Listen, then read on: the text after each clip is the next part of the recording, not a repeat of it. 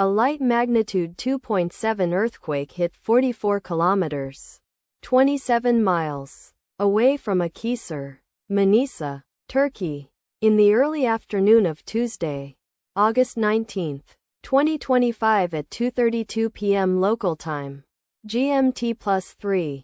The quake had a very shallow depth of 5.4 kilometers, 3.4 miles, and was not felt, or at least not reported so.